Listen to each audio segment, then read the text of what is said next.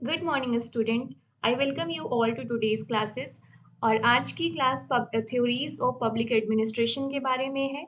UGC net में बहुत ही fixed syllabus है। आपका पब्लिक एडमिनिस्ट्रेशन का एक पूरी यूनिट है और उसका जो सिलेबस है वो बहुत ही फिक्स्ड है। और जो यहाँ से क्वेश्चन भी पूछे जाते हैं वो भी स्टैटिक इन नेचर होते हैं।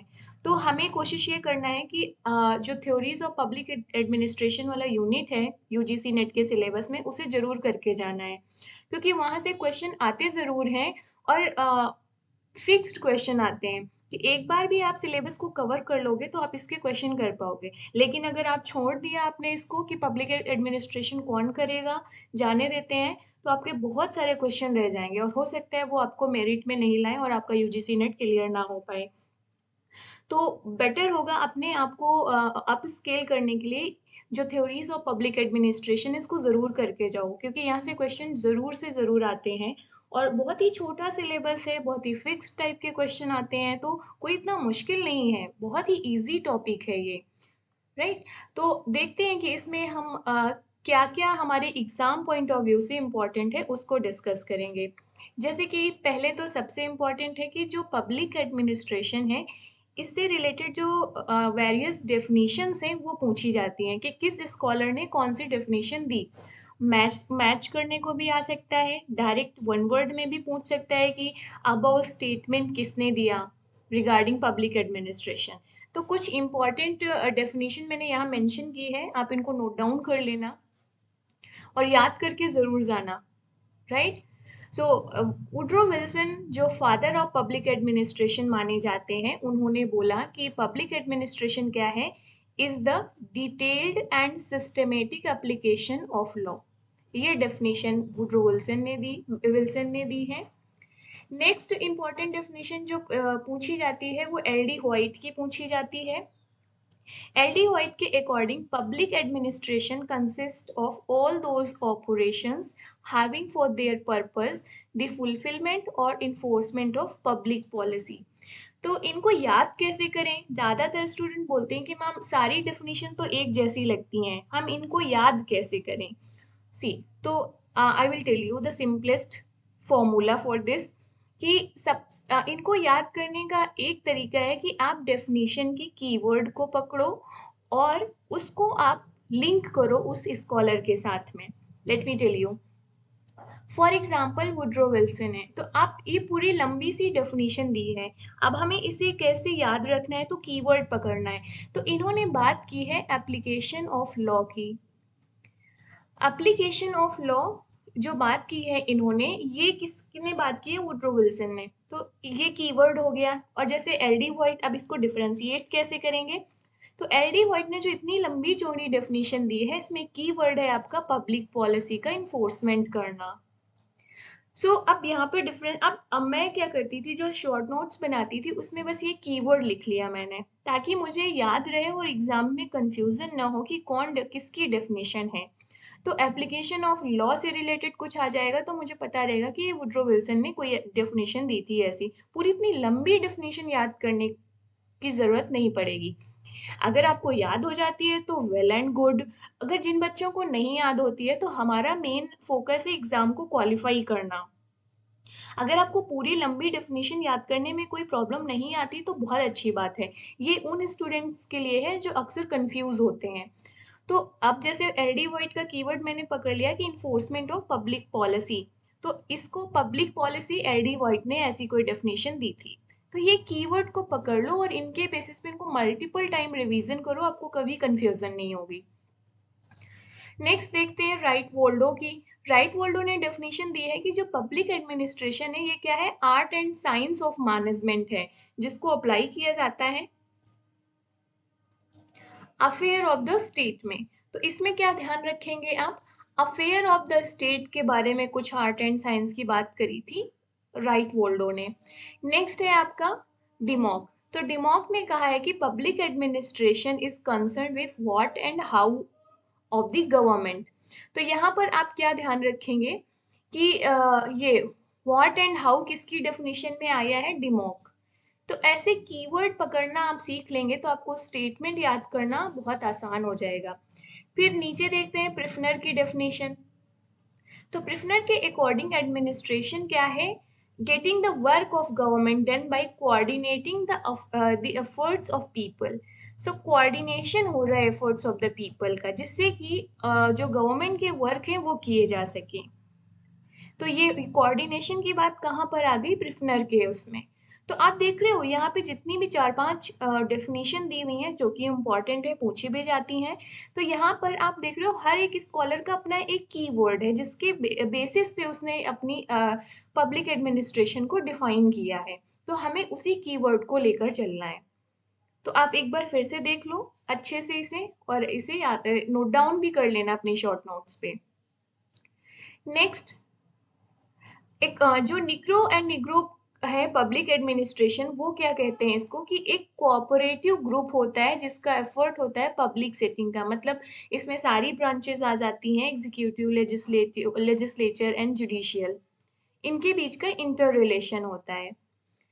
Next, nature of public administration. Nature में हम पब्लिक एडमिनिस्ट्रेशन को दो तरीके से डिफाइन करते हैं, एक इंटीग्रल व्यू और दूसरा मैनेजेरियल व्यू।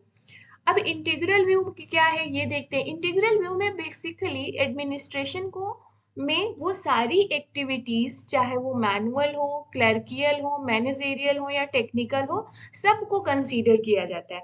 इंटीग्रल वर्ड से ही आपको समझ में आ रहा होगा कि सारी एक्टिविटीज को कंसीडर किया जाना या एकोमोडेट किया जाना, वो किसी भी तरीके की एक्टिविटी हो। एडमिनिस्ट्रेशन से रिलेटेड जितनी भी एक्टिविटीज होंगी वो सारे किसके अंतर्गत आएंगी? पब्लिक एडमिनिस्ट्रेशन के अंडर में। अब इस व्यू को सपोर्ट कौन करता है? आपके Henry Fayol, L D white, ये कुछ स्कॉलर्स हैं जो इस पॉइंट ऑफ व्यू को सपोर्ट करते हैं। नेक्स्ट, आपको मैनेजेरियल व्यू क्या है पब्लिक एडमिनिस्ट्रेशन में? तो जैसे कि आपको टर्म से ही समझ आ रहा है कि ये एडमिनिस्ट्रेशन को नैरो सेंस में डिफाइन कर रहा है। क्यों? क्योंकि सिर्फ मैनेजेरियल एक्टिविटीज को ही एडमिनिस्ट्रेशन का पार्ट मान रहे हैं ये, राइट? सो इनके अकॉर्डिंग जो एडमिनिस्ट्रेशन है, it is all about the managerial activities of the people, जैसे कि planning, organization, commanding, coordinating, controlling, ये सारी एक्टिविटीज जो मैनेजेरियल एक्टिविटीज हैं उनको केवल कंसीडर कर रहा है। अब इस व्यू को सपोर्ट कौन करता है? लूथर गुलिक, हर्बर्ट साइमन, राइट, थॉमसन, ये सारे स्कॉलर्स मैनेजेरियल व्यू को सपोर्ट कर रहे हैं। So hope so you got the idea about कि इंटीग्रल व्यू क्या है, इससे रिलेटेड स्कॉलर्स कौन है, मैनेजेरियल व्यू क्या है और इससे रिलेटेड स्कॉलर्स कौन है। नेक्स्ट आते हैं, स्कोप ऑफ पब्लिक एडमिनिस्ट्रेशन क्या है? अब स्कोप से मतलब समझ रहे होंगे कि पब्लिक एडमिनिस्ट्रेशन का दायरा कहाँ तक है। सो ब्रॉडली अगर बोला जाए तो पब्लिक एडमिनिस्ट्रेशन गवर्नमेंट की हर एक एक्टिविटीज से रिलेटेड है। इस तरीके से आप देखेंगे कि पब्लिक एडमिनिस्ट्रेशन का स्कोप बहुत ब्रॉड है और स्टेट की सारी एक्टिविटीज हैं जो वहां पर आ जाती हैं। स्पेशली जब मॉडर्न वेलफेयर स्टेट बना उसके बाद से पब्लिक एडमिनिस्ट्रेशन का जो दायरा है या स्कोप है और ब्रॉड हो गया, राइट? तो scope of public administration as a discipline, उसको दो तरीके से हम समझ सकते हैं। इसमें भी दो व्यू हैं, ब्रॉडली दो व्यू हैं। एक पोस्ट कॉर्प व्यू है, एक सब्जेक्ट मैटर व्यू है। अब दोनों को अलग अलग हम समझते हैं। पोस्ट कॉर्प व्यू बहुत ज्यादा एग्जाम में पूछा जाता है गाइस, कि एक तो इसमें कौन किसने दिया और दूसरा इसका फुल फॉर्म क्या है। तो अभी हम आगे इसको डिटेल में नेक्स्ट स्लाइड में डिस्कस करेंगे। यहाँ पर हम इसके स्कोप के पर्सपेक्टिव में समझ रहे हैं। तो पोस्ट कॉर्प व्यू क्या है? नैरो व्यू है पब्लिक एडमिनिस्ट्रेशन का। क्यों? क्योंकि सिर्फ ये किस तरीके से किस एग्जीक्यूटिव ब्रांच की बात कर रहा है, एग्जीक्यूटिव ब्रांच की बात कर रहे हैं। इसमें सिर्फ जो ये पोस्ट कॉर्प है, जैसे प्लानिंग, ऑर्गेनाइजेशन, इन सारी जो इतनी एक्टिविटीज को कंसीडर करते हैं इसके अंदर, तो ये बहुत ही नैरो हो जाता है। तो इसमें क्या है, ये एक तरीके से मैनेजेरियल व्यू के नियर में होता है। जो हमने ऊपर देखा ना, वो मैनेजेरियल व्यू जो नैरो व्यू था उसके आसपास है। अब इसके सपोर्टर कौन से हैं?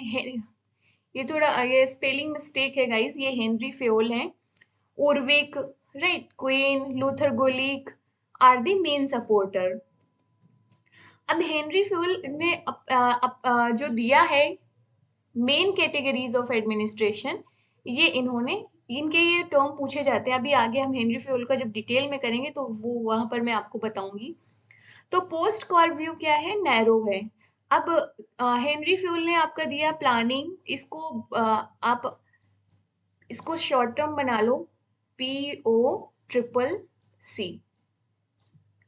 PO CCC ये किसका है, आपका हेनरी फ्यूल का। और पोस्ट कॉर्ब व्यू किसका है, गुलीक का है। ये दोनों ही पूछे जाते हैं गाइस, बहुत अच्छे से आपको इन्हें याद करके जाना है, कंफ्यूजन नहीं करना है। ये दूसरा एक कॉन्सेप्ट है मेन मटेरियल एंड मेथड, ये किसने दिया है, FM क्वीन ने।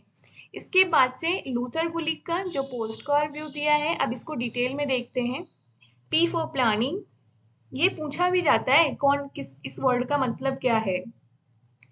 O for organization, S for staffing, D for directing, CO for coordination, R for reporting and B for budgeting। ये हो गया पोस्ट कॉर्ब व्यू, किसने दिया, लूथर गुलिक ने। The subject matter view of public administration, scope next. तो इसमें क्या है, ये थोड़ा ब्रॉड है। इसमें सब्जेक्ट मैटर जैसे कि defence, law, order, education, public health, मतलब इसमें सिर्फ एग्जीक्यूटिव एक्टिविटीज को केवल नहीं लाया जा रहा है, इसमें वो सारी एक्टिविटीज आ जाती हैं जो एक वेलफेयर स्टेट में होती हैं।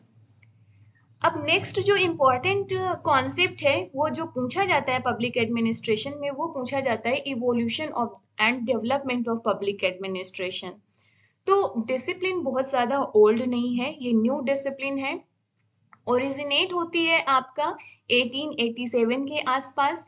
जो वुड्रो विल्सन ने एक आर्टिकल लिखा था जिसका नाम था the study of public administration. ये आर्टिकल पूछा जाता है गाइस कि किसका है, द स्टडी ऑफ एडमिनिस्ट्रेशन किसका है, वुड्रो विल्सन का। तो यहाँ से इसकी शुरुआत होती है पब्लिक एडमिनिस्ट्रेशन की। अब पब्लिक एडमिनिस्ट्रेशन में आगे जो इस मूवमेंट को आगे ले जाते हैं वो FW टेलर, इनकी हम साइंटिफिक मैनेजमेंट थ्योरी भी पढ़ेंगे जो आपके एग्जाम में पूछी जाती है। तो ओवरऑल जो डेवलपमेंट ऑफ पब्लिक एडमिनिस्ट्रेशन है उसको 6 पीरियड में डिवाइड किया गया है। अब कैटेगरी वाइज, अब इसमें क्या ये कैटेगरीज पूछी जाती हैं, इनका ईयर आपको याद रखना है और कौन थिंकर किससे रिलेटेड है ये भी पूछा जाता है। तो फर्स्ट स्टेज, तो 6 स्टेजेस हैं development of the public administration की। तो फर्स्ट स्टेज इसमें फर्स्ट स्टेज क्या है, पब्लिक एडमिनिस्ट्रेशन डाइकोटॉमी। इसका ईयर याद रखना है आपको। डाइकोटॉमी का मतलब होता है कि पब्लिक एडमिनिस्ट्रेशन को पॉलिटिकल साइंस से अलग करके देखा गया, राइट, कि पब्लिक एडमिनिस्ट्रेशन अपने आप में एक सेपरेट डिसिप्लिन है, ना कि पॉलिटिकल साइंस का हिस्सा है। तो ये आपका चलता है 1887 से 1926 तक। अब इसमें LD वाइट की एक इम्पॉर्टेंट बुक पूछी जाती है, introduction to the study of public administration, ये पूछा जाता है। जैसे कि ऊपर वुड्रो विल्सन की आपने एक आर्टिकल लिखा था उन्होंने, द स्टडी ऑफ इट। अब इनको आप एक जगह लिख लो, अपने नोटबुक में एक जगह लिख लो जो शॉर्ट नोट्स बना रहे हो, कि कौन किस पब्लिक एडमिनिस्ट्रेशन में कौन किसकी बुक्स हैं। आप देख रहे हो ज्यादा इसमें जो स्कॉलर्स हैं वो बहुत कम है, तो जितने भी स्कॉलर्स हैं उनका आइडिया और उनकी बुक एक जगह लिख लो, आपको कभी कंफ्यूजन नहीं होगी। सो LD वाइट की ये बुक पूछी जाती है। फर्स्ट स्टेज की डेट आपको याद रखना है और इसका नेचर कि पब्लिक एडमिनिस्ट्रेशन डाइकोटॉमी इसका नाम था। सेकेंड स्टेज मोस्ट इंपॉर्टेंट, इसमें पूछा जाता है कि ये क्या है, तो प्रिंसिपल्स ऑफ एडमिनिस्ट्रेशन इस स्टेज को कहते हैं। इसका टाइमिंग है 1927 टू 1937। इसमें जो इसको सपोर्ट कर रहे हैं जैसे कि विलोबी है, इनकी बुक पूछी जाती है प्रिंसिपल्स ऑफ पब्लिक एडमिनिस्ट्रेशन। फिर मैरी पार्कर फॉलेट है, क्रिएटिव एक्सपीरियंस। फिर गुलीक एंड उर्विक है, इन्होंने यहीं पर अपना इसी स्टेज में अपना जो व्यू दिया था पोस्ट कॉर व्यू, वो यहीं पर दिया था जिसमें इन्होंने 7 प्रिंसिपल्स को प्रमोट किया है जो ऊपर हम देख चुके हैं। तो प्रिंसिपल्स मतलब सेकेंड स्टेज में जो पब्लिक एडमिनिस्ट्रेशन है इसके प्रिंसिपल्स को डेवलप किया गया। तो ये दोनों मोस्ट इंपॉर्टेंट गाइज, हमेशा पूछे जाते हैं ये एग्जाम में, या तो इनके स्कॉलर्स पूछे जाएंगे, उनकी बुक्स पूछी जाएंगी, और या तो फिर स्टेज का जो नाम है और डेट है वो पूछा जाएगा। थर्ड स्टेज, थर्ड स्टेज को ईरा ऑफ चैलेंज कहते हैं। इसका टाइमिंग है 1938 टू 1948। ईरा ऑफ चैलेंज का मतलब ये है कि जो पब्लिक एडमिनिस्ट्रेशन है उसको, उसके जो प्रिंसिपल्स डेवलप किए जा रहे थे उसको चैलेंज किया जाने लग गया। सो 1938 में जो ये चेस्टर ई बर्नार्ड है, इन्होंने बुक लिखी the function of executive book, ये भी पूछी जाती है, इसको पब्लिश हुआ। दूसरा इसमें इंपॉर्टेंट स्कॉलर है हर्बर्ट ए साइमन, जिन्होंने एक आर्टिकल लिखा था द प्रोवर्ब ऑफ एडमिनिस्ट्रेशन। ये भी पूछा जाता है कि किसने जो प्रोवर्ब, किस पब्लिक एडमिनिस्ट्रेशन को प्रोवर्ब किसने कहा था। ये हो गया, ये पूछा जाता है। इसके बाद से रॉबर्ट डहल, इन्होंने भी चैलेंज किया था कि पब्लिक एडमिनिस्ट्रेशन एक क्या है, क्लेम, इसको चैलेंज किया कि पब्लिक एडमिनिस्ट्रेशन एक साइंस नहीं है, और जब साइंस नहीं है तो इसके प्रिंसिपल्स नहीं बन सकते हैं। तो थर्ड स्टेज में पब्लिक एडमिनिस्ट्रेशन को एज अ साइंस या इसके प्रिंसिपल्स को चैलेंज किया गया। तो थर्ड स्टेज को क्या बोला गया, era of challenge. Next fourth stage ये है क्राइसिस ऑफ आइडेंटिटी। जब थर्ड स्टेज में इसको चैलेंजेस मिलने लग गए as a science, as a separate discipline, as a principal subject, तो यहाँ पर फोर्थ स्टेज में क्राइसिस ऑफ आइडेंटिटी आ गई। क्राइसिस ऑफ आइडेंटिटी का मतलब है कि पब्लिक एडमिनिस्ट्रेशन को जो एज अ सेपरेट डिसिप्लिन जो दर्जा मिला था, स्टेटस मिला था, उसको चैलेंज किया गया, तो उसकी अपनी सेपरेट आइडेंटिटी खोने लग गई, यहाँ पर क्राइसिस में आ गई। तो यहाँ पर इस स्टेज में, फोर्थ स्टेज में, ज्यादातर स्कॉलर्स का ये मानना रहा कि जो पब्लिक एडमिनिस्ट्रेशन है वो कहाँ से आई है, मदर साइंस जो है पॉलिटिकल साइंस, तो ये उसी का एक पार्ट है, तो इसको एक सेपरेट डिसिप्लिन क्यों माना जाए। फिफ्थ स्टेज आपका आता है पब्लिक पॉलिसी पर्सपेक्टिव। इसका टाइमिंग ये है, ये दोनों तो खैर कभी इतने इंपॉर्टेंट नहीं है जो पूछे गए हो एग्जाम में, ये जो ऊपर के 3-4 ये स्टेजेस हैं ये बहुत पूछे जाते हैं। नेक्स्ट न्यू पब्लिक एडमिनिस्ट्रेशन का कॉन्सेप्ट। अब न्यू पब्लिक एडमिनिस्ट्रेशन का कॉन्सेप्ट कहाँ पर ओरिजिनेट होता है आपका, 1968 की मिनोब्रूक कॉन्फ्रेंस पे। अब ये मिनोब्रूक कॉन्फ्रेंस थी, ये हर 20 साल में हो रही थी, इंटरवल ऑफ 20 ईयर्स। कब कब हुई है, 3 मिनोब्रूक कॉन्फ्रेंस हुई है, इनकी डेट आपको याद रखना है, 1968, 1988 एंड 2008, तीनों कॉन्फ्रेंस। तो मिनोब्रूक कॉन्फ्रेंस की डेट पूछी जाती है, और दूसरा कि मिनोब्रूक जो ब्रूक कॉन्फ्रेंस थी वो किस पर बेस्ड थी, किसके लिए हुई थी, तो न्यू पब्लिक एडमिनिस्ट्रेशन के लिए हुई थी। अब ये न्यू पब्लिक एडमिनिस्ट्रेशन क्या है, इसमें न्यू क्या है, सी पब्लिक एडमिनिस्ट्रेशन का तो मीनिंग आप समझ रहे हो कि स्टेट के अफेयर को मैनेज करना या कंडक्ट करना। अब न्यू क्या है इसमें, न्यू इसलिए जुड़ा क्योंकि ये जो पब्लिक एडमिनिस्ट्रेशन थे इसके कुछ गोल्स बनाए गए। तो स्कॉलर्स ने 5 गोल्स को फिगर आउट किया है जो न्यू पब्लिक एडमिनिस्ट्रेशन थे, और ये 5 गोल जो न्यू पब्लिक एडमिनिस्ट्रेशन है इसको अलग करते हैं हमारे ट्रेडिशनल पब्लिक एडमिनिस्ट्रेशन से। What are these 4 goals, they are relevance, values, social equity, change and client orientation. ये 5 वैल्यूज हैं अकॉर्डिंग टू स्कॉलर्स जो न्यू पब्लिक एडमिनिस्ट्रेशन को ट्रेडिशनल पब्लिक एडमिनिस्ट्रेशन से अलग बनाते हैं, पूछे जाते हैं गाइज ये। तो हमें इसमें बहुत ज़्यादा डिटेल में नहीं जाना, अगर आपको जाना है तो आप यहाँ से पढ़ सकते हैं, मैं डिटेल में एक्सप्लेन नहीं करूँगी, बहुत ईजी है समझना, हमारे लिए है कि इन गोल को याद रखना। फिर आपके डॉइट वॉल्डो हैं, इनके अकॉर्डिंग इन्होंने 3 फीचर्स दिए हैं न्यू पब्लिक एडमिनिस्ट्रेशन के। पूछा जा सकता है आपसे कि डॉइट वॉल्डो के अकॉर्डिंग 4 ऑप्शन दे देगा कि इनमें से कौन एक फीचर नहीं है पब्लिक एडमिनिस्ट्रेशन का, तो 3 आपको याद होंगे तभी तो एक आप एलिमिनेट कर पाएंगे। तो client oriented bureaucracy, representative bureaucracy, peoples participation in administration, तो ये आपको याद रखना है। नेक्स्ट न्यू पब्लिक मैनेजमेंट, अभी हम न्यू पब्लिक एडमिनिस्ट्रेशन पढ़ रहे थे, अब है न्यू पब्लिक मैनेजमेंट। सो जब ग्लोबलाइजेशन शुरू हुआ आपका 1990s में या अर्ली 1980s में, सो वहाँ पर देखेंगे कि वहाँ पर जो ब्यूरोक्रेसी पे डिपेंडेंसी थी वो रिड्यूस होने लगी। तो न्यू पब्लिक मैनेजमेंट बेसिकली कहाँ पर जाने लग गया, कहाँ पे अलाइन हुआ, towards the public sector across the globe, right. यहाँ पर न्यू पब्लिक मैनेजमेंट में जो स्टडी की गई है या इंक्लूड किया गया है वो इम्पैक्ट ऑफ ग्लोबलाइजेशन को ध्यान में रखकर किया गया है। सो ग्लोबलाइजेशन से क्या हुआ, सारे वर्ल्ड की जो कंट्रीज हैं ऑलमोस्ट वो इंटीग्रेट होना शुरू हुई, और जब इंटीग्रेशन हुआ इकोनॉमीज का तो उन्होंने अपने बॉर्डर्स खोले, एक तरीके से लिबरलाइजेशन होने लगा इकोनॉमीज का, ग्लोबलाइजेशन हुआ। तो यहाँ पर जो पब्लिक एडमिनिस्ट्रेशन है उस पे भी बट ऑब्वियस इम्पैक्ट्स पड़ेंगे, तो उसके बेसिस पे एक नया नाम दिया गया न्यू पब्लिक मैनेजमेंट। अब इसके कोर कैरेक्टरिस्टिक क्या है, इस कहाँ पर फोकस रहा, गोल्स क्या रहे या कैरेक्टरिस्टिक क्या है, प्रोडक्टिविटी में फोकस किया जाने लगा, मार्केटाइजेशन में फोकस किया जाने लगा, मतलब यहाँ पर रिप्लेस कर दिया गया ट्रेडिशनल ब्यूरोक्रेटिक स्ट्रक्चर को एक मॉडर्न जो डिजिटल आप कह सकते हैं या मार्केट स्ट्रेटजीज आने लग गई, सर्विस ओरिएंटेशन आने लग गया एडमिनिस्ट्रेशन में, डिसेंट्रलाइजेशन हुआ, पॉलिसी एडमिनिस्ट्रेशन डाइकोटॉमी हुआ। पॉलिसी एंड एडमिनिस्ट्रेशन क्या है आपके, डिस्टिंक्शन बनाया गया, there is a distinction between the policy and execution.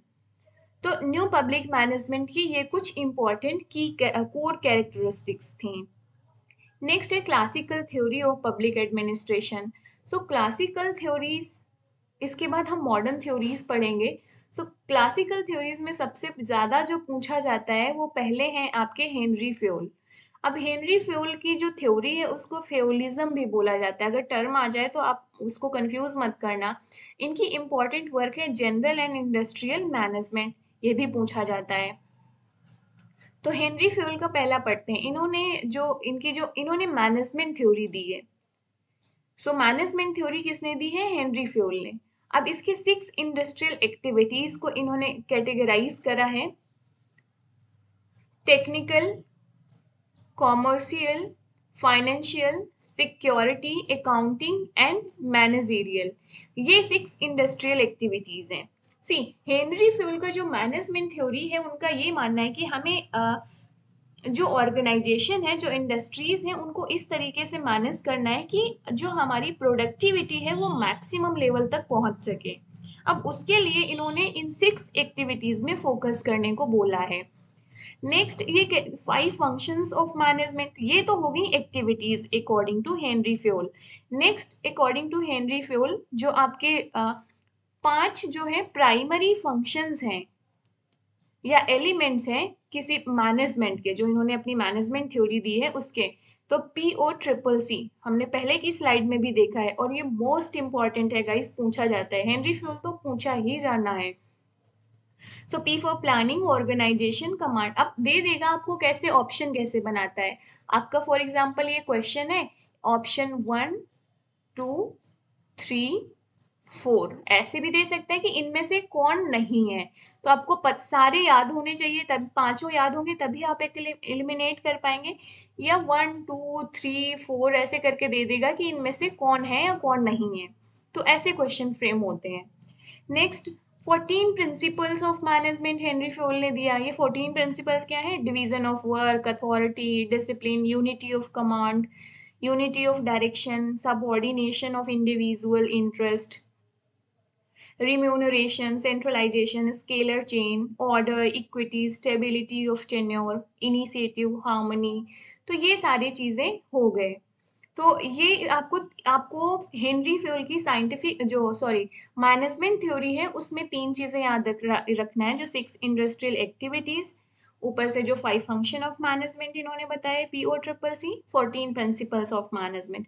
हाँ, अब आपको ऐसा नहीं कि हर इनको एक रफ आइडिया रखना है, बट हाँ ये ध्यान रखना है, ये नंबर फिगर याद रखना है आपको। नेक्स्ट आते हैं लूथर गुलिक। तो लूथर गुलिक का क्या इंपॉर्टेंट है, इन्होंने 10 प्रिंसिपल्स दिए हैं। अब देख लो 10 प्रिंसिपल सी, अब आप इसमें 14 प्रिंसिपल है, यहाँ पे लूथर गुलिक के 10 प्रिंसिपल हैं। तो आप यहाँ पर देख लो कौन सा ऐसा है जो मैच कर रहा है, कौन है जो अलग है। तो अलग वालों को याद कर लो, जिससे कि आपको अगर एग्जाम में पूछा जाए तो आपको याद रहे कि ये 4 जो अलग है वो 14 प्रिंसिपल्स में एडिशनल थे, लूथर गुलिक के उसमें नहीं थे। तो लूथर गुलिक का 10 प्रिंसिपल्स हो गए, लूथर गुलिक का पोस्ट कॉर्ब व्यू हो गया, आपको ये याद करके ही जाना है गाइस, मैंने पहले भी बताया। नेक्स्ट है मैरी पार्कर फॉलेट। अब मैरी पार्कर फॉलेट को कंसीडर किया जाता है as a bridge between the classical approach and human relation.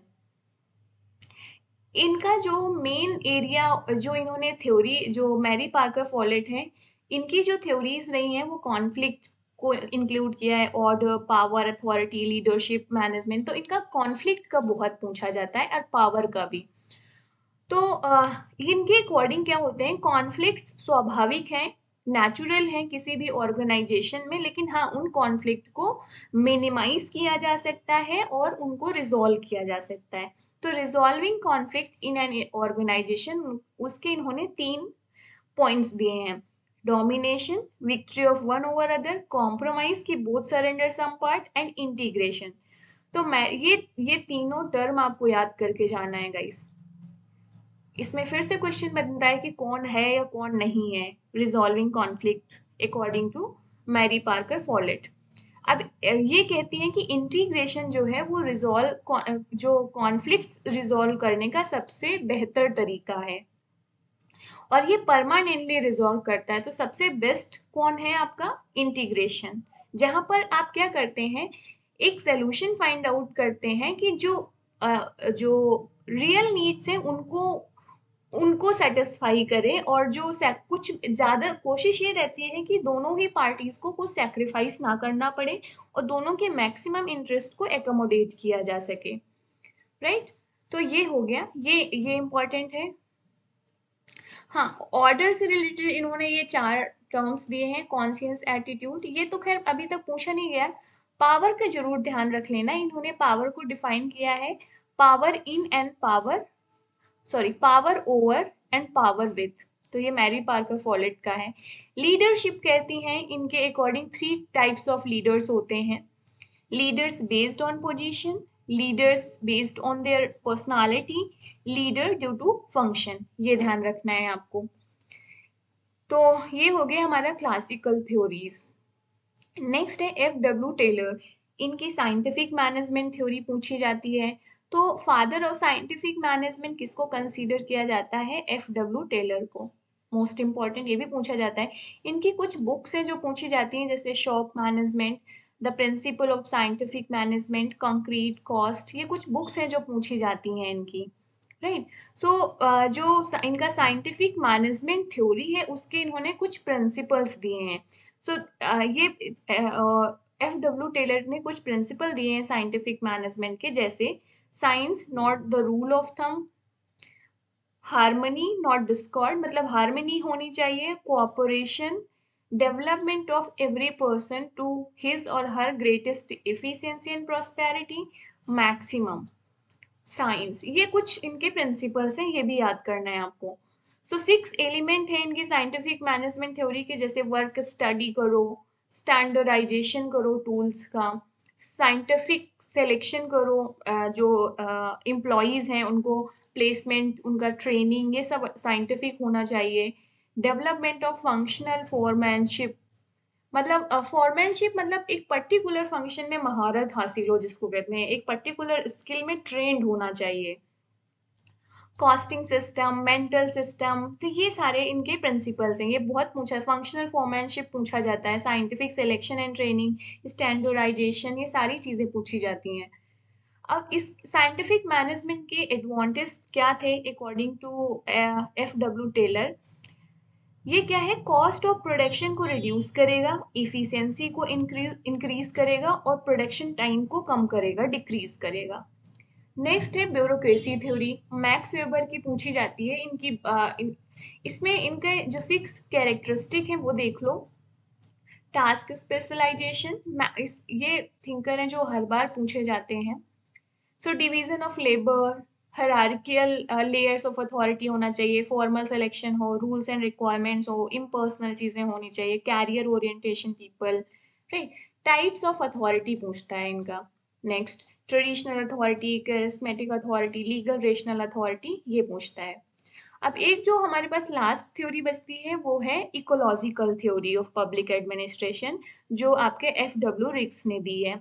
So ecology से समझ में आ रहा है कि ये कुछ इन्वायरमेंट से रिलेटेड है। सी, पब्लिक एडमिनिस्ट्रेशन कहीं आइसोलेशन में तो ऑपरेट नहीं करता, एक सोसाइटी में ऑपरेट करता है ना। तो सोसाइटी का एक इन्वायरमेंट होता है जिसमें पीपल्स होते हैं, नहीं right, different section of the society होते हैं, डिफरेंट पीपल्स होते हैं, वो आपस में इंटरेक्ट करते हैं, कोऑपरेट करते हैं, कॉन्फ्लिक्ट्स भी होते हैं, तो डिसीजंस लिए जाते हैं। सो इकोलॉजिकल अप्रोच बेसिकली क्या मानते हैं कि जो एडमिनिस्ट्रेशन है एक सब सिस्टम है सोसाइटी का, जो इन्फ्लुएंस्ड होता है लॉट्स ऑफ फैक्टर से, जैसे political, social, cultural, economic dimension, ये सारे इसको इम्पैक्ट करते हैं, इन्फ्लुएंस करते हैं। सो इकोलॉजी ऑफ पब्लिक एडमिनिस्ट्रेशन को जो FW रिक्स हैं इन्होंने स्टडी किया, और इन्होंने अब इस जो मॉडल है, ये फिगर में आप देख सकते हो, इन्होंने 3 तरीके की सोसाइटी डिवाइड करी। Just let me change it. Yes, तो fused society, prismatic society and diffracted society. So fused society, prismatic society and diffracted society, ये सोसाइटी के क्या है आपके 3 डिफरेंट कैटेगरीज हैं। अब जो फ्यूज्ड सोसाइटी होती है वहाँ पे फंक्शनल डिफ्यूजन होता है, प्रिज्मेटिक सोसाइटी का पॉलीफंक्शनलिज्म होता है एंड फंक्शनल स्पेशलिटी। तो जो डिफ्रैक्टेड सोसाइटी होती है वो आपकी क्या है, वो जो डेवलप्ड कंट्रीज हैं वहाँ पर पाया जाता है। सो डिफ्रैक्टेड से मतलब है आपका कि वहाँ पर फंक्शनल स्पेशलिटी होती है, मतलब हर एक पर्टिकुलर वर्क के लिए, फंक्शन के लिए एक पर्टिकुलर डिपार्टमेंट होता है। अब फॉर एग्जांपल पब्लिक एडमिनिस्ट्रेशन में हम देख लें तो वुमेन एंड चाइल्ड डेवलपमेंट है फॉर एग्जांपल, तो एक मिनिस्ट्री है। तो आप देखोगे कि पहले हमारे यहाँ पे वुमेन एंड चाइल्ड मिनिस्ट्री नहीं थी, एक सेपरेट मिनिस्ट्री नहीं थी। सो 1990s के बाद में आप देखेंगे के आसपास देखेंगे कि एक सेपरेट डिपार्टमेंट बनाया गया, फिर धीरे से आगे चलकर एक सेपरेट मिनिस्ट्री बनाई गई। पहले इसका काम कोई और मिनिस्ट्री में था। सो इन द अभी रिसेंट में एक मिनिस्ट्री डेवलप की गई है। Let me know into the comment box कौन सी रिसेंट मिनिस्ट्री अभी रिसेंट में बनाई गई है जिसके हेड हैं अमित शाह, जो हमारे होम मिनिस्टर हैं। उस मिनिस्ट्री का नाम मुझे कमेंट बॉक्स में जरूर बताना। तो ये क्या है, अगर इस तरीके से मिनिस्ट्रीज जब बनती हैं तो एक पर्टिकुलर फंक्शन के लिए बनाया जाता है, राइट। सो फंक्शनल स्पेशलिटी आपका डिफ्रैक्टेड सोसाइटी में होती है जो डेवलप्ड कंट्रीज में पाया जाता है। फिर फ्यूज्ड सोसाइटी, ये अंडर डेवलप्ड या अनडेवलप्ड सोसाइटीज होती हैं, वहाँ पे फंक्शनल डिफ्यूजन होता है, मतलब एक ही कोई ऑर्गेनाइजेशन या इंस्टीट्यूशन कई तरीके के फंक्शन को परफॉर्म करता है। तो पॉलीफंक्शनलिज्म में क्या होता है, ओवरलैप करती हैं चीजें। तो ये डेवलपिंग सोसाइटीज में होता है प्रिज्मेटिक। तो जो FW रिक्स हैं वो डेवलपिंग कंट्रीज को बोलते हैं कि वहां पर क्या है, फ्यूज्ड प्रिज्मेटिक जो इनका मॉडल है। तो सबसे अब मैं पहले बता देती हूँ कि क्वेश्चन किस तरीके का पूछता है इसमें। तो पूछता है कि फ्यूज्ड प्रिज्मेटिक डिफ्रैक्टेड मॉडल किसने दिया, इकोलॉजिकल जो थ्योरी है उसको कौन सपोर्ट करता है, ये ऊपर से इन तीनों का meaning, diffracted society, prismatic society and fused society, ये क्वेश्चन आता है। फिर क्वेश्चन आता है यहाँ से, जो prismatic model of developing countries हैं, जो मिडिल वाला, थोड़े स्पेशल भी होंगे, थोड़े डिफ्यूजन फंक्शन भी होंगे, फंक्शन स्पेशल है, ये बीच का मॉडल है, राइट। जो आपका ये प्रिज्मेटिक सोसाइटी है ये बीच में है, मतलब सबसे लोअर लेवल का ये हो गया, फिर मिडिल ये हो गया, फिर अपर लेवल का ये हो गया, इस तरीके से हम समझ सकते हैं इसको। नेक्स्ट देखते हैं। हाँ, तो फ्यूज्ड प्रिज्मेटिक डिफ्रैक्टेड मॉडल हो गया, किसने दिया। अब प्रिज्मेटिक मॉडल की कुछ स्पेसिफिक फीचर्स हैं। सो हेट्रोजेनिटी, मतलब सोसाइटी डिवाइडेड है हैव्स एंड हैव्स नॉट में, और ब्यूरोक्रेसी प्रोटेक्ट करती है इंटरेस्ट ऑफ हैव्स को, और हैव्स नॉट को इग्नोर किया जाता है। जैसे क्योंकि करप्शन होता है, आप देखते हैं ना, डेवलपिंग सोसाइटीज का सबसे बड़ी प्रॉब्लम है करप्शन, लीकेज, ये सारी चीजें। सो ब्यूरोक्रेसी भी सबसे, जिसे रेड टेपिज्म भी कह सकते हो आप। फॉर्मलिज्म इसकी एक स्पेसिफिक कंडीशन है कि यहाँ पे जो डिफरेंसेस हैं between stated and practised is high. Formalism, see guys, ये तीनों टर्म की मीनिंग पूछी जाती है। फॉर्मलिज्म का मतलब है कि जो कहने और करने में अंतर होना, अगर सिंपल टर्म में समझाऊं। मतलब रूल्स, जैसे हमारे यहाँ आप इंडिया की बात करें अगर, तो आप देखोगे कि कॉन्स्टिट्यूशनल प्रोविजन, फंडामेंटल राइट्स, कितनी अच्छी अच्छी बातें लिखी हैं फंडामेंटल राइट्स में, कि आपकी लिबर्टी को प्रोटेक्ट करेंगे, आपको freedom of speech and expression होगी। बट रियलिटी में आप देखोगे क्या होता है, क्या ये यह है भी तो टू किस एक्सटेंट तक है। तो राइट, तो जो डेवलपिंग या जो प्रिज्मेटिक सोसाइटी होती है उसमें जो स्टेटेड एंड प्रैक्टिस में बहुत ह्यूज गैप होता है। Next, overlapping. ओवरलैपिंग का मतलब है जो हमारे यहाँ का स्ट्रक्चर है, पब्लिक एडमिनिस्ट्रेशन का स्ट्रक्चर या इंस्टीट्यूशन ऑर्गेनाइजेशन का स्ट्रक्चर है, वो अभी भी dominated by old system. So parliament markets are present but still dominated by सी। हाँ, हमारे यहाँ कहने को तो डेमोक्रेसी है, कोई भी इलेक्शन लड़ सकता है, कोई भी एमएलए एमपी बन सकता है, बट स्टिल आप देखोगे पॉलिटिकल पार्टीज हैं, बट आप देखोगे हर एक पॉलिटिकल पार्टीज में किसी पर्टिकुलर फैमिली, पर्टिकुलर कास्ट या पर्टिकुलर ट्रेडिशन या आइडियोलॉजी का डोमिनेंस है। Getting it? सो अभी भी हमारे यहाँ पे क्या है, ओवरलैपिंग है। तो मतलब न्यू स्ट्रक्चर तो हमने ला दिया, जैसे हमने डेमोक्रेसी ला दिया, हमने पार्लियामेंट्री सिस्टम ला दिया, हमने डिसेंट्रलाइजेशन ला दिया, बट स्टिल क्या है, they are dominated by old system. कुछ पर्टिकुलर फैमिली, कास्ट उनको डोमिनेट करती हैं। Getting it? तो ये हो गया हेट्रोजेनिटी, फॉर्मलिज्म एंड ओवरलैपिंग। अब ये साला मॉडल पूछा जाता है, तो साला मॉडल आपका किसकी कैरेक्टरिस्टिक है? प्रिज्मेटिक सोसाइटी का कैरेक्टरिस्टिक है। राइट, किसने दिया साला मॉडल? एफ डब्ल्यू रिक्स ने दिया। यहाँ पे रिक्स क्या एनालाइज करते हैं कि interaction between administration system and it's involvement in prismatic society, साला मॉडल में। तो उनका जो साला मॉडल है रिप्रेजेंट करता है क्या, ट्रेडिशनल या डेवलपिंग सोसाइटीज में होता है। साला क्या है, एक एडमिनिस्ट्रेटिव सब टाइप सिस्टम है, कहाँ पर? डेवलपिंग सोसाइटी में। तो ये भी आपको ध्यान रखना है। तो आपको मैंने यहाँ पर बता दिया कि क्वेश्चन कहाँ से आते हैं, कौन से टर्म हमारे लिए इंपॉर्टेंट है, फिर स्कॉलर्स। कुछ बुक्स हो सकता है मैंने यहाँ पे मेंशन ना की हो, वो आप देख लेना कि इनकी बुक्स, ज़्यादातर कोशिश मैंने की है कि वो मेंशन कर पाऊँ मैं, और वो पूछी भी जाती हैं गाइज। आज की वीडियो में इतना ही। और ये एक इम्पॉर्टेंट वीडियो था गाइस, अगर आपने अभी तक पॉलिटिकल साइंस नहीं किया है तो ये 40 मिनट का वीडियो देखकर आप इसे कवर कर सकते हो, कोई बहुत ज़्यादा नहीं है ये। लेकिन हाँ, आपका एक यूनिट है पूरा सिलेबस में। तो पब्लिक एडमिनिस्ट्रेशन देखने में लगता है कि यार पब्लिक एडमिनिस्ट्रेशन बहुत बड़ा है, इतना बड़ा करना पड़ेगा, जाने दें। लेकिन जब मेरा जेआरएफ हुआ था ना गाइस, तो ट्रस्ट में सबसे ज़्यादा जो मुझे हेल्पफुल मिली थी वो पब्लिक एडमिनिस्ट्रेशन से। क्योंकि जब आपको 5-6 क्वेश्चन की लीड मिल जाती है ना, तो आप बहुत आगे चले जाते हैं कंपटीशन में। और आप फिर वो जो लाइन होती है ना, उसको पार करके उस चले गए तो आपका फिर क्लियर कर जाते हैं आप एग्जाम। तो अगर 6-7 क्वेश्चन की लीड आप पब्लिक एडमिनिस्ट्रेशन यूनिट से ले सकते हैं, जैसे कि 100 क्वेश्चन आना है, तो हम मान कर ये चलते हैं कि हर एक यूनिट से 10 क्वेश्चन होंगे लगभग, ऑलमोस्ट, किसी से थोड़ा बहुत कम ज्यादा। तो आप अगर एक यूनिट आपका 40 मिनट में कवर हो जा रहा है तो क्या बुराई है गाइस? कुछ नहीं है। और फिर सबसे प्लस पॉइंट क्या होता है पब्लिक एडमिनिस्ट्रेशन में, कि बहुत एकदम फिक्स्ड तरीके के क्वेश्चन आते हैं। जैसे कि एफ डब्ल्यू टेलर पूछा ही पूछा जाएगा, साइंटिफिक थ्योरी। फिर आपका रिक्स पूछा ही जाएगा, प्रिज्मेटिक सोसाइटी पूछा ही जाता है, राइट।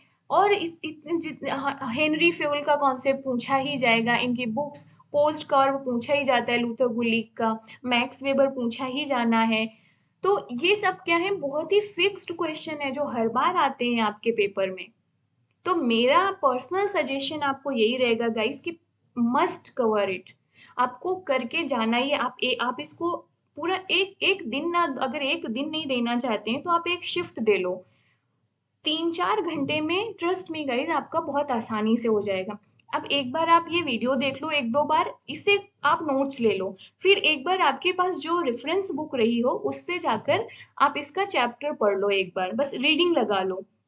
और जितने पॉइंट्स मैंने आपको यहाँ पे हाईलाइट किए हैं वो उनको ज़रूर से ज़रूर नोट डाउन कर लेना, पूछा जाता है उनको ठीक से समझ लेना कि कौन चीज़ किससे रिलेटेड है, किसने दी, किसका क्या मतलब है। इससे ज़्यादा कुछ नहीं पूछा जाएगा। अगर एक दो टफ क्वेश्चन पूछे भी जाते हैं तो कोई बात नहीं, हमारे इजी क्वेश्चन गलत नहीं होने चाहिए, जिसको बाद में हमें लगता है यार ये तो बहुत इजी था, एक बार रीडिंग लगा लेते तो हमारा हो जाता। तो इस तरीके के थॉट ना आए आपको। So hope you liked my video guys. अगर आपको मेरा कंटेंट और वीडियोस पसंद आ रहे हो तो प्लीज़ सपोर्ट द चैनल। आप मेरे चैनल को प्लीज़ लाइक करो, सब्सक्राइब करो एंड शेयर करो अपने फ्रेंड्स के साथ में। इस तरीके के वीडियोस मेरे चैनल में आपको मिलते रहेंगे। मेरी कोशिश ये रहेगी कि नेट जेआरएफ के एग्ज़ाम जो 2022 में हो रहा है मर्ज्ड साइकिल का, उसके पहले मैं आपको सारा कंटेंट एक बार यहाँ पे अवेलेबल करा दूँ एग्जाम पॉइंट ऑफ व्यू से, ताकि आप लास्ट में रिवाइज कर लो और आपको लीड मिल जाए क्वेश्चन में। ठीक है।